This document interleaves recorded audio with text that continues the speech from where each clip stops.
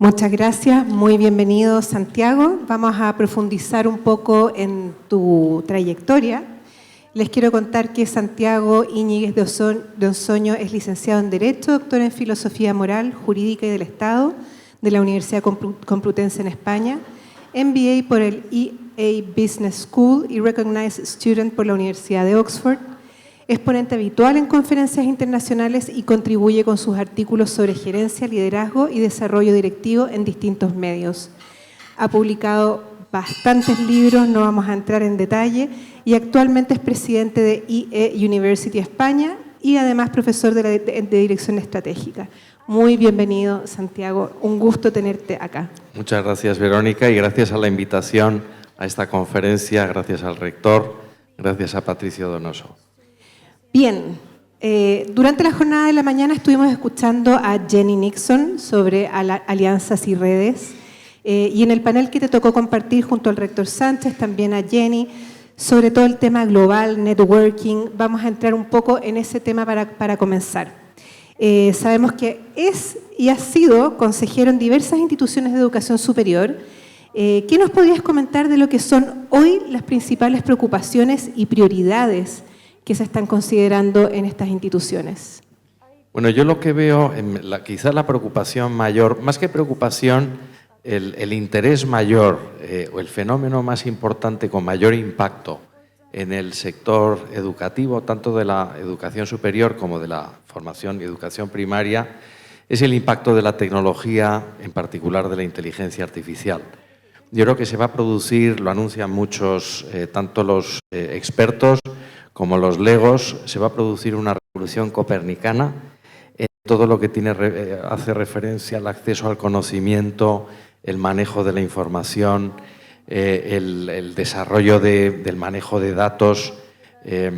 Lo anuncian algunos especialistas como el propio Salman Khan, el fundador de la Khan Academy, en su último libro, pero también los fundadores de OpenAI y muchas otras instituciones. En ese sentido, creo que estamos frente a una gran oportunidad para reinventar el proceso de aprendizaje. Lo peor que puede suceder es que pensemos que esto es una moda o que va a pasar o que el problema que plantea la inteligencia artificial es un problema ético o de copyright o cosas de este estilo. Realmente los jóvenes, yo tengo esa experiencia directa con mis alumnos, me imagino que algo parecido sucede con los alumnos de la Pontificia Universidad Católica y de muchas otras instituciones. Nuestros alumnos ya acceden a contenidos a través de search engines o a través de plataformas o utilizan mecanismos de inteligencia artificial, ChatGPT, para resolver determinadas preguntas y lo hacen ya de una manera instintiva. Son nativos digitales y en ese sentido tendríamos que subirnos a esa ola, surfear la ola, preparar a nuestro claustro de profesores de manera que sepan pilotar y sepan orquestar ese proceso. La cuestión no es ya si la inteligencia artificial está ahí o no, como explica Salman Khan, el genio ha salido de la botella, ya está fuera de la botella. Lo que tenemos que hacer ahora es ver cómo potenciar todas las posibilidades que aporta, ¿no? A mí esta es la que me parece la tendencia más importante en el sector educativo, pero lógicamente también hay otra serie de cuestiones que afectan enormemente a nuestro sector, todo lo que tiene que ver con el populismo y nacionalismo rampante en todo el mundo, que está teniendo impacto, por ejemplo, en el movimiento transfronterizo de talento, de alumnos, de profesores, de ideas. También, lógicamente, pues todo lo que hace referencia a los conflictos geopolíticos en el mundo, que están ralentizando o revirtiendo en cierta medida la globalización. Pero yo lo que pienso es que adoptando un poco de perspectiva, realmente la globalización es un proceso imparable. Quizás asistamos ahora a un movimiento de péndulo en el corto, en el medio plazo, pero con ojos de historia, con ojos de largo plazo, muchos de los logros que se han alcanzado en los últimos años son realmente irreversibles. Muchas gracias. ¿Lo podrías comparar con algún fenómeno anterior a la inteligencia artificial, lo que estamos viviendo ahora? ¿Algo que te venga de tu trayectoria que haya sido tan sismático como lo es este momento específico? Bueno, yo creo que Internet tuvo un impacto parecido en lo que era el acceso al conocimiento, a las ideas, y en algunas conversaciones, pues seguro que cuando preguntamos a cualquier profesor, ¿no? ¿Cuál es la manera de buscar no de los alumnos actuales, sino de los de hace una o dos generaciones, cuál era la manera de buscar ideas, conocimiento, fuentes para su trabajo? Eran los motores de búsqueda. Yo cuando hice mi tesis doctoral buscaba en la biblioteca, entonces habrá que, para no perder facultades cognitivas o sensoriales, tendremos que reproducir el olor a papel que tenían las bibliotecas antiguas o actuales, pero realmente la manera de acceder al conocimiento, de manejar datos, de saltar a conclusiones, ya es completamente distinta de cómo lo hacían nuestros antepasados. Lo cual nos tiene que llevar a pensar cómo no perder determinadas facultades cognitivas. Hay algunas que posiblemente se quedarán obsoletas. La presidenta anterior de la Universidad de Harvard, Drew Faust, explicaba que sus alumnos de historia, esto era en un artículo de hace un par de años, habían dejado de entender, de leer la letra cursiva, la letra manuscrita. Es decir, es lo que nos pasa a nosotros ahora cuando vemos un manuscrito del siglo XV, no lo sabemos interpretar. Nuestros antepasados lo sabían leer, ¿no? La Carta Magna o un manuscrito, una edición incunable. Entonces, se perderán algunas facultades cognitivas, pero se ganarán muchas otras. Lo importante es protagonizar ese proceso, ¿no? Y estar a la vanguardia en la aplicación de estas nuevas tecnologías. Perfecto. Gran desafío, en todo caso, estar ahí al día. Otro de los temas que se conversaron en la mañana es respecto de esto, lo global y lo local. ¿Cómo puede una institución de educación superior combinar ambas visiones, lo global y además el fortalecimiento de su identidad y necesidad local? ¿Cómo ves tú ese tema? Bueno, yo creo que hay instituciones, como es el caso de la Pontificia Universidad Católica, con un impacto en su país, ¿no? Impresionante, con un compromiso social muy consolidado, con una relación con todos los stakeholders, empresas, alumnos, antiguos alumnos, comunidad académica, pero que también tiene una proyección internacional muy clara y una red de alianzas, un network de socios corporativos y también académicos muy impresionante. Nosotros en NIE University hace 33 años tomamos la decisión estratégica de posicionarnos como una institución con orientación global. España no era país de destino de alumnos internacionales, y yo recuerdo que una de las discusiones que tuvimos en aquel momento fue si cambiar todos nuestros programas a idioma inglés. Hubo una discusión casi de principios, ¿no? Acerca de, bueno, es que el español es un idioma vehicular, los alumnos vienen a aprender español y las costumbres. Entonces, yo lo que pensaba siempre es que, por supuesto, que los alumnos que vienen a estudiar a Madrid quieren conocer la cultura española y aprender español si es posible. Los que vienen a hacer un máster difícilmente lo consiguen en un año. Pero si no impartimos los programas en inglés, no vamos a atraer a ningún alumno que proceda de países donde el lenguaje nativo no es el español. Por eso Canadá, Estados Unidos, Reino Unido, Australia son los países preferidos como destino de los alumnos internacionales. De manera que el inglés como el idioma académico, como era el latín en la época de la fundación de las universidades, es un sine qua non para atraer a alumnos internacionales. Lo mismo sucede con los profesores, con el talento. Hace falta estar abierto a un talento internacional, de manera que el idioma de trabajo se convierte por defecto en el inglés. Y esto es solamente un detalle. La inteligencia artificial posiblemente en un plazo de tiempo muy breve nos va a permitir no tener obstáculos lingüísticos, de manera que podremos poner máquinas para que traduzcan directamente. Pero yo lo que pienso en todo caso es que el posicionar a una institución académica en el ámbito internacional hace que también se convierta en una institución muy relevante desde el punto de vista nacional. Al final, nuestro sector es un sector global, y para poder ser reconocidos localmente hace falta tener ese reconocimiento internacional.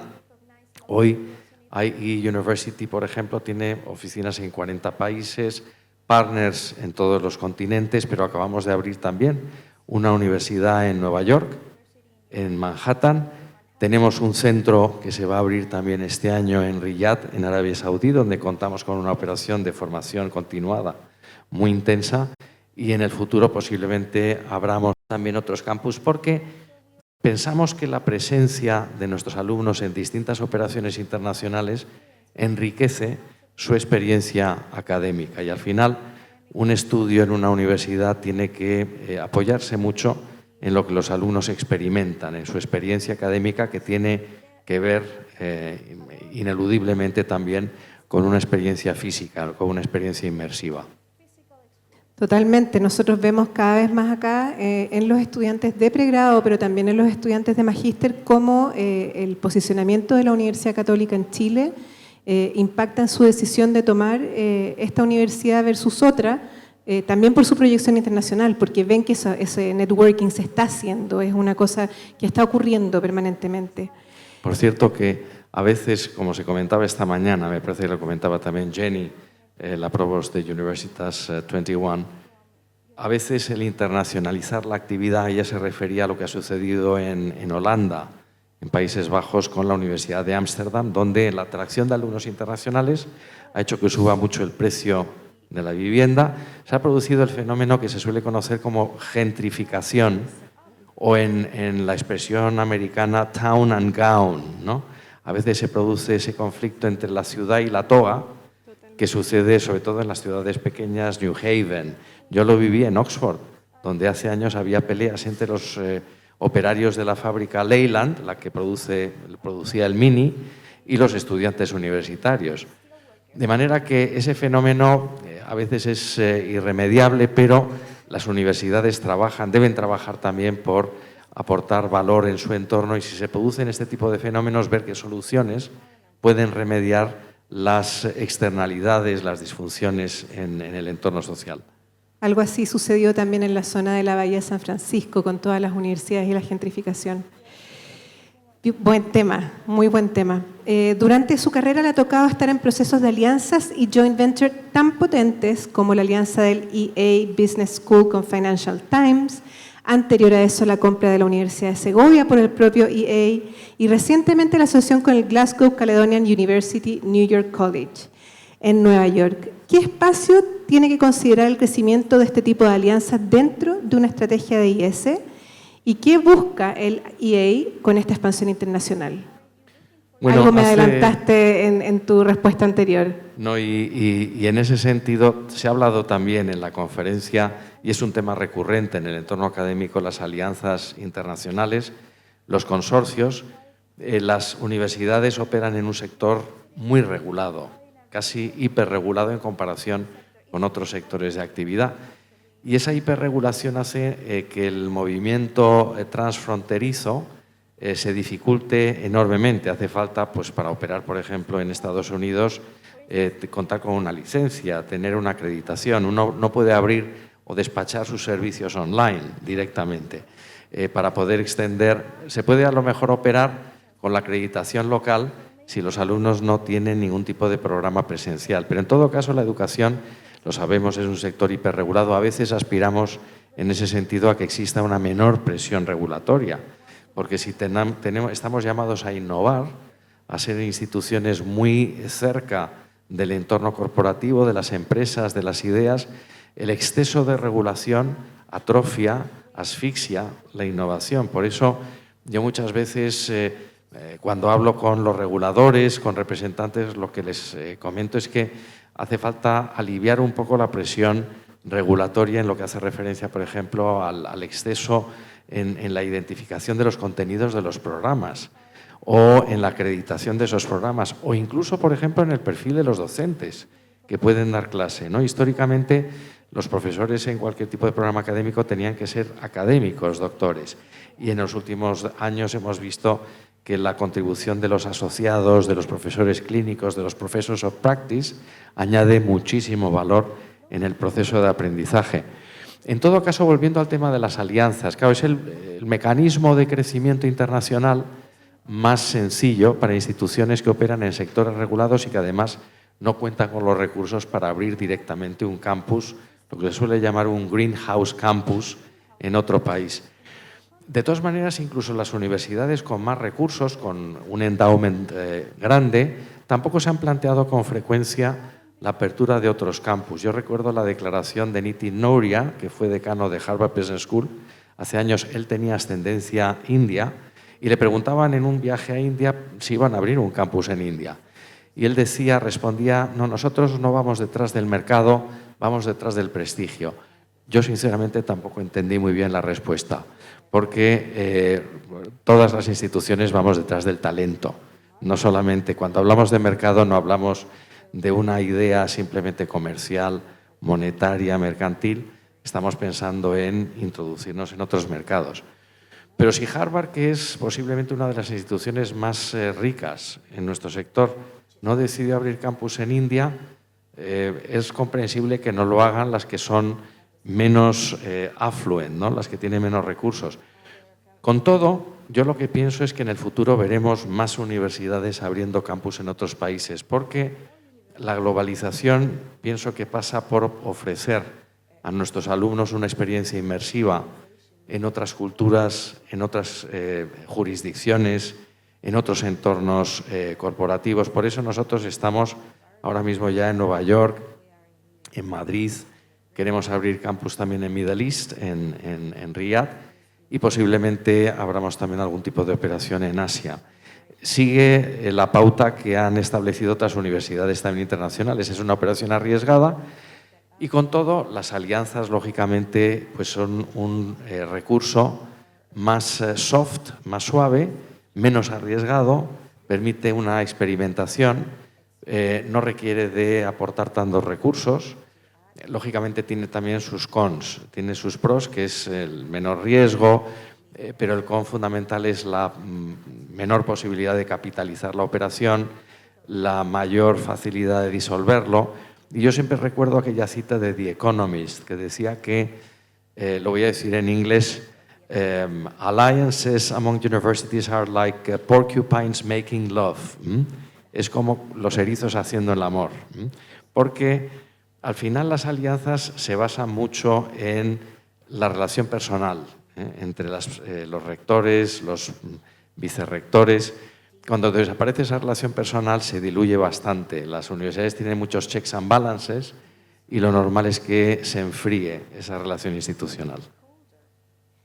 Totalmente. Y hay otras universidades, tal vez no de la envergadura de Harvard, pero como Birmingham o Nottingham, que sí están haciendo apuestas de instalar campus en el Medio Oriente, en Asia también. Entonces, hay una intención, yo creo, de varias universidades del mundo de estar mirando más allá de estas alianzas, de tener sus propios campus en países lejanos.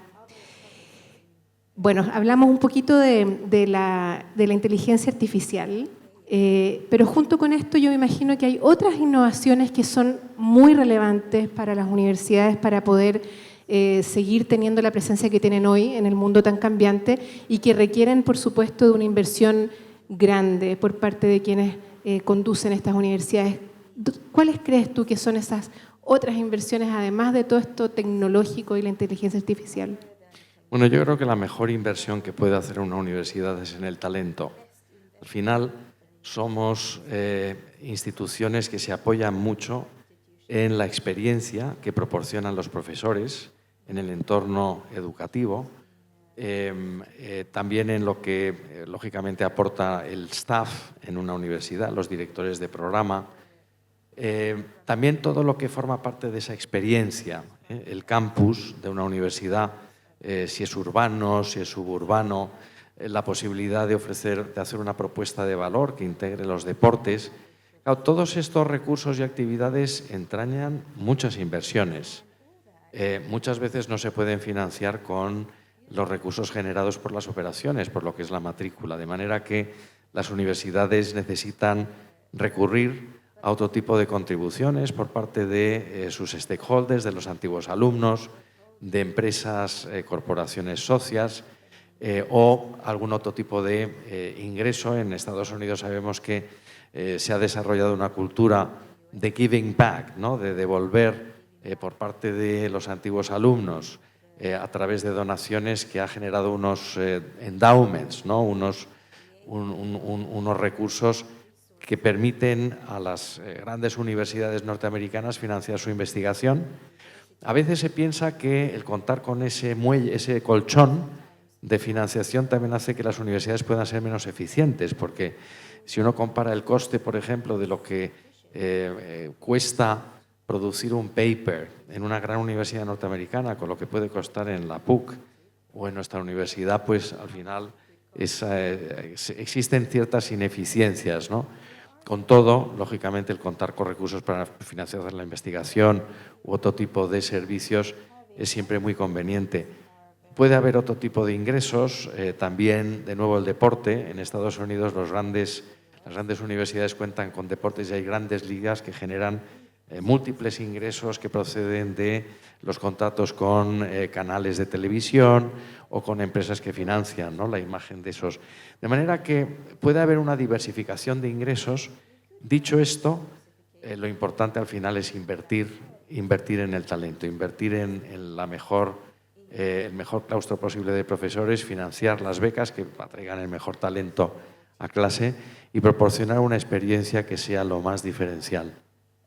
La experiencia universitaria, eso no lo va a poder reemplazar la inteligencia artificial, claramente.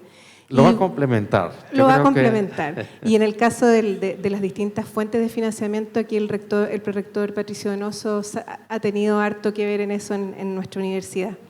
Lo sé y realmente es un ejemplo del que tenemos que aprender muchas otras universidades. Totalmente.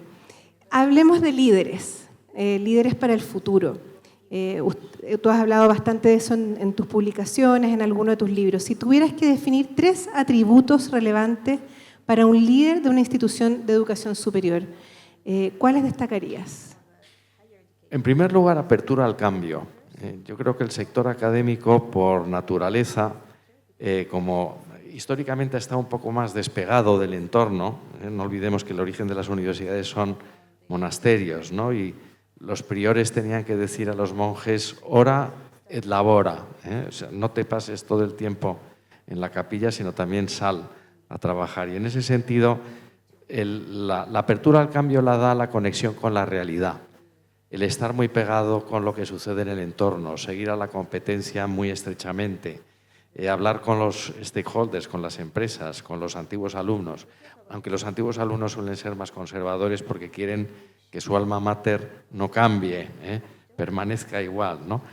Entonces, realmente los líderes académicos deben estar muy orientados hacia el cambio, porque, por ejemplo, frente al fenómeno de la inteligencia artificial, lo normal es pensar que es algo pasajero, algo que va a tener impacto, pero no tanto, ¿no? Y en el fondo estamos hablando de una revolución posiblemente más profunda que la que tuvo en su momento la imprenta.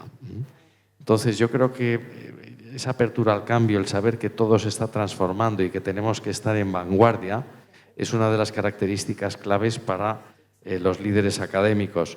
Pero luego, al final, volviendo a la importancia de las personas, yo creo que los líderes académicos, como tienen que gobernar grupos de personas, de profesores, de staff, y no nos olvidemos que los profesores son intelectualmente las personas más acreditadas, más valiosas, por lo tanto no son fáciles de dirigir. Más bien todo lo contrario, posiblemente sean los seres humanos más complejos y, sin embargo, responde muy bien a lo que es el buen liderazgo, la gestión de personas. Yo creo que, yendo a lo que decía Peter Drucker, ¿no?, uno de los padres del management, él contaba que cuando asistía a un seminario en la Universidad de Cambridge con el gran John Maynard Keynes, ¿no?, el Premio Nobel de Economía Keynes, decía, el resto de los compañeros del seminario estaban obsesionados por el comportamiento de las commodities, pero yo estaba obsesionado por el comportamiento de las personas. Entonces, realmente un liderar o dirigir es entender a las personas, es hacer un management de personas y para mucho más que, o sea, realmente un rector, un decano, tiene que entender a sus personas, es mucho más importante eso que analizar las macromagnitudes y el entorno.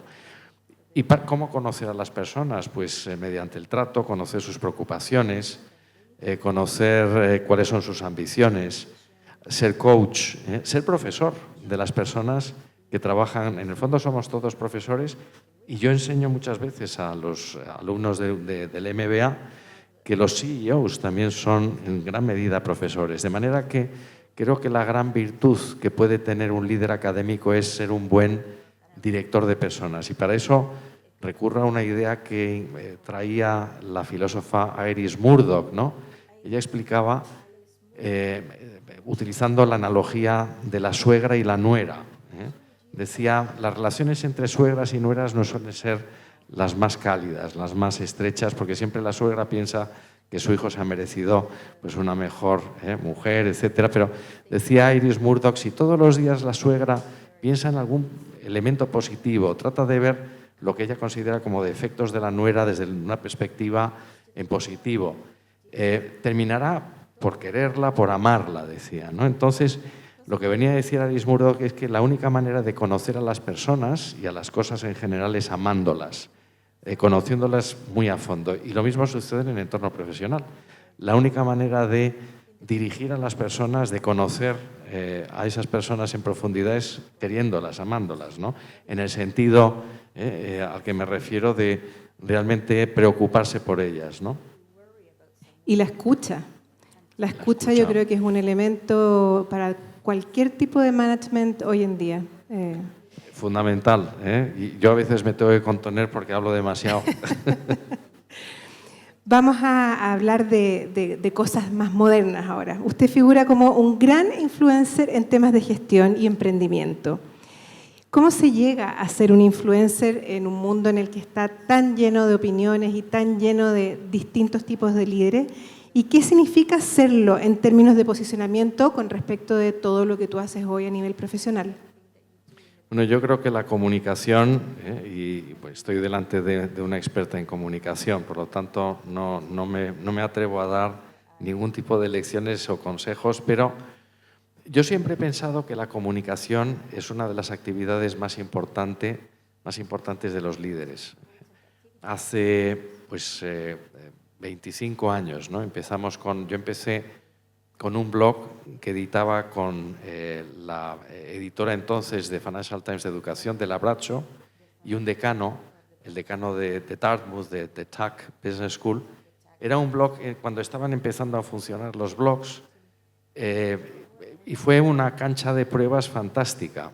Ellos dos se retiraron porque escribir entonces en un blog, como lo es ahora, en cualquier red social, exigía una disciplina y una regularidad. Y entonces, bueno, era un ensayo y error. Pero yo creo que esa dedicación a la comunicación, a intentar trasladar las ideas, crear un público, una audiencia leal, ser auténtico, no sobrevender, intentar trasladar ideas, lógicamente también fundadas, investigar. Yo creo que al final tiene un rendimiento y eso pues me llevó, por ejemplo, a que, como el blog tuvo una cierta repercusión, cuando LinkedIn entró en España hace 15 o 17 años, me invitaron a ser el único influencer español. Y a partir de ahí pues, he construido una red no solamente con miembros de la comunidad del IE, sino también con otros miembros. Es un reto porque para construir esta red hace falta tener interacción con los miembros, con los suscriptores, con los followers, con los seguidores. Hace falta tener regularmente contenidos de calidad, no se debe sobrevender. Es un canal fantástico para trasladar mensajes, pero tampoco se puede de alguna manera utilizar como canal para lanzar speeches.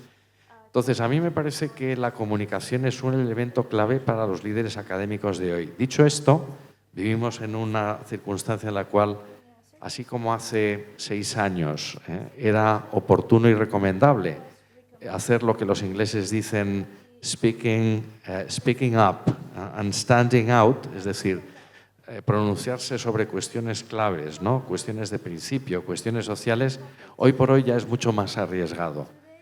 Y yo, por ejemplo, evito pronunciarme sobre cuestiones controvertidas, evito hacer ningún statement sobre calamidades, desgraciadamente, porque todas las semanas hay alguna calamidad y el problema es no pronunciarte a favor de una y sí a favor de otra. y evito, lógicamente, hacer statements de carácter político en conflictos muy serios, ¿no? Es una pena, porque efectivamente, pero dado que tenemos 140 nacionalidades en el campus, yo no me puedo pronunciar en ese sentido, ¿no? Veremos en qué medida en el futuro las redes sociales se convierten en el canal, ya lo son, ¿no?, en el canal de comunicación más importante, en qué medida hay mecanismos para reducir los fake news, los memes, las vendetas dialécticas en este tipo de redes. Yo pienso LinkedIn, por ejemplo, posiblemente sea la más profesional y la más fiable, ¿no? Las otras, en fin, son hasta cierto punto, en algunos casos, escupideros públicos. Te iba a preguntar eso, si es que LinkedIn era tu favorita para transmitir tu mensaje. Estoy en varias, pero sí, LinkedIn a mí me parece que es la más profesional.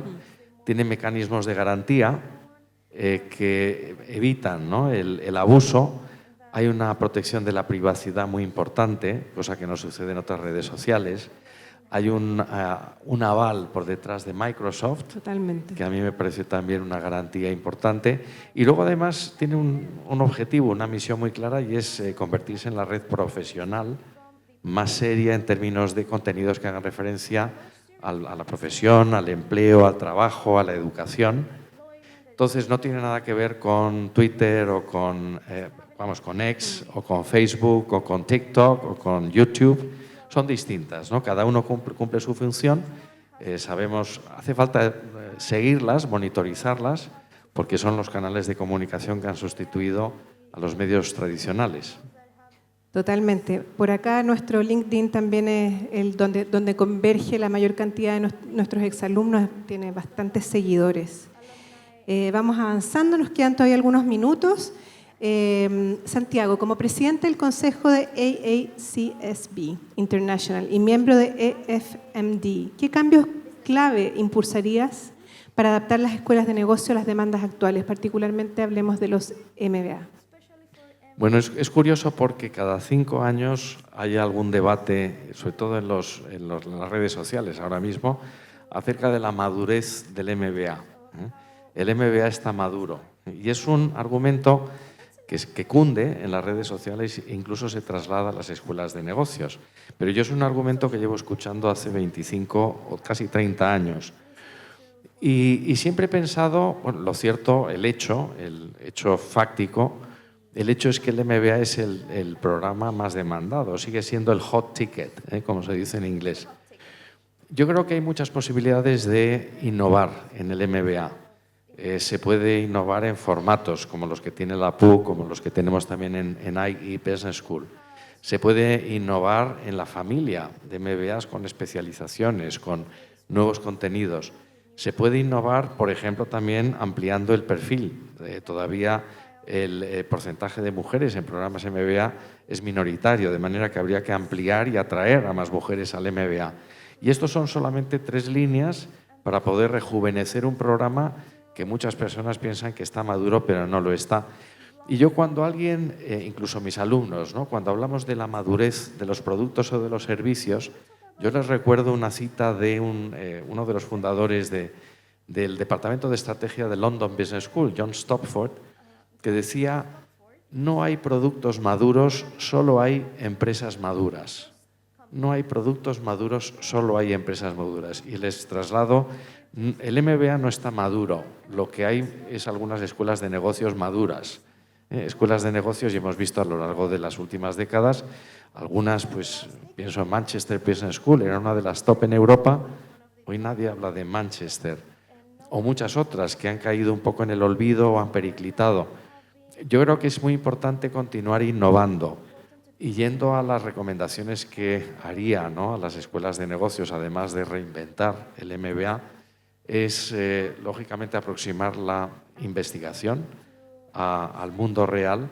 Siempre hemos hablado de la relevancia, del impacto de la investigación. Yo he estado en 2 comités de trabajo distintos, en AACSB y en EFMD, para cambiar el mecanismo de assessment, de evaluación de la investigación, y desgraciadamente no lo hemos conseguido. Es una especie de secreto a voces que existe en el mundo académico, el hecho de que no hay manera de cambiar, de cortar el nudo gordiano de que la investigación sea relevante, que tenga impacto, ¿no?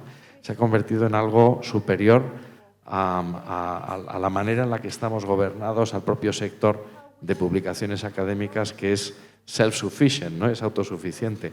Entonces, yo intentaría también presionar por la relevancia de la investigación y luego, lógicamente, por aportar a la sociedad también y formar buenos líderes empresariales que sean comprometidos, que sean humildes, que no tengan la arrogancia de considerarse másters del universo. Vivimos en una época en la cual la mayoría de los empresarios son empresarios comprometidos, empresarios que generan valor en la sociedad, pero de vez en cuando cabe esa especie como de tentación, ¿no? De que un empresario se considere un poco el mago o el que puede solucionar los problemas del mundo, de alguna manera vestidos de ese ego, y eso es un error, ¿no? Yo creo que los buenos empresarios son personas modestas, son personas humildes que tienen un compromiso social ineludible. ¿Cuáles son buenos ejemplos para ti de programas de MBA que estén haciendo esta renovación, que estén mirando hacia la sociedad, transfiriendo conocimiento? ¿Se te viene alguno a la cabeza ahora?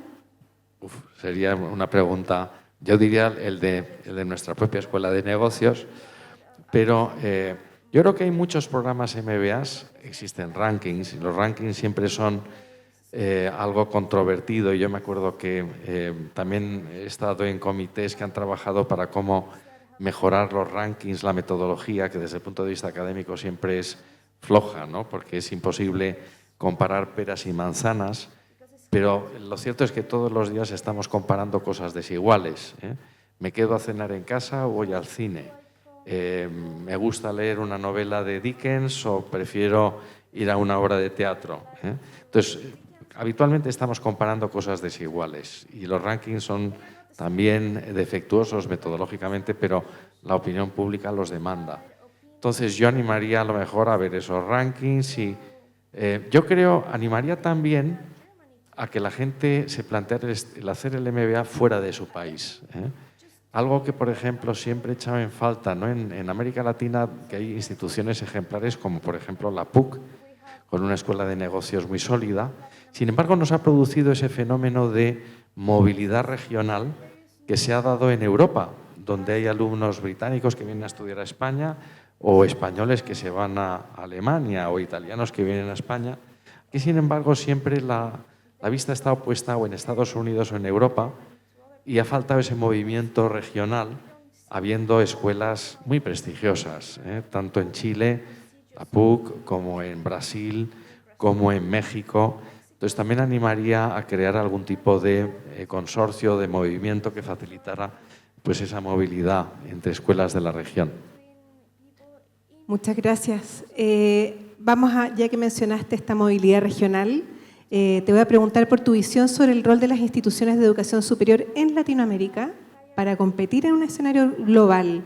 ¿Cuáles son las oportunidades que tú identificas para la región de crecimiento en términos de innovación educativa y liderazgo empresarial?